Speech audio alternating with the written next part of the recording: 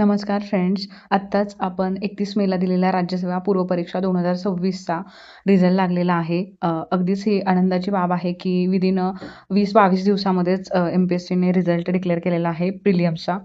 तर जे पास झाले असेल त्या सगळ्यांचं मनःपूर्वक अभिनंदन. त्यांनी कोणताही थोडाही वेळ न दवडता मला असं वाटतं मेन्सच्या तयारी लागायला हवी, कारण डिस्क्रिप्टिव्ह मेन्स आहे. तर तुम्हाला ऑप्शनल आणि GS सगळं तयारी करावी लागणार आहे आन्सर रायटिंगची. आणि ज्यांचं थोडक्यात गेलं असेल, कारण की इतका 10 क्वेश्चनमध्ये उलथापालथ होऊन पण सगळ्यांना असंच वाटत होतं की ओपन मेलच 88 ते 90 मध्ये कट ऑफ राहील आणि तिथून पुढे एक 6-7 मार्क कमी मुलींचा कट ऑफ राहील. परंतु आता आपण कट ऑफ वाढलेला कट ऑफ बघता, मुलांचा वाढलेला अभ्यास आणि बाकीच्या गोष्टी बघता मला असं वाटतं की ज्यांचं थोडक्यात हुकलं असेल, गेलं असेल थोडक्यात, काठावर गेलं असेल, तर त्या मुला-मुलींनी जास्त म्हणजे दुःख न करता, कारण की दुःख वाटणं साहजिक आहे.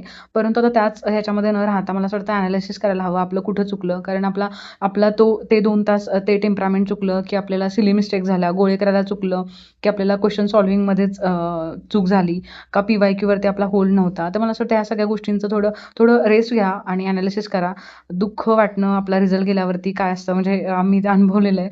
तर मला असं वाटतं की हे सगळे हे गोष्टी होतच राहतात स्पर्धा परीक्षेमध्ये. पण आपल्याला जर रिझल्ट आणायचा आहे, तर आपल्या चुकांवर आपण काम करायला हवं. तुमची एक म्हणजे दीदी म्हणा, मॅडम म्हणा, असं एक सांगेल मी गोष्ट, की आपल्या चुकांवर आपण काम करत नाही ना, तर रिपीट आपल्याला त्या चुका होतातच आणि अजून नव्याने चुका होतात.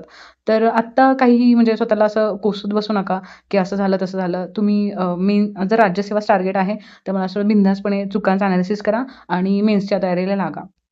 आणि ज्यांचं झालंय सिलेक्शन प्रिलियम्समध्ये म्हणजे रिझल्टमध्ये नाव आलंय, त्या सगळ्यांचं अभिनंदन. आणि ज्यांचं थोडक्यात गेलं असेल, ठीक आहे, आत्ता नाही, नेक्स्ट अटेम्प्टला नक्की होणार.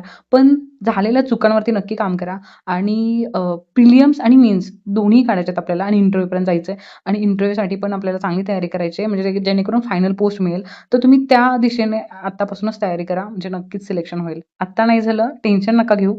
नेक्स्टमध्ये नक्की होऊन जाईल. All the best.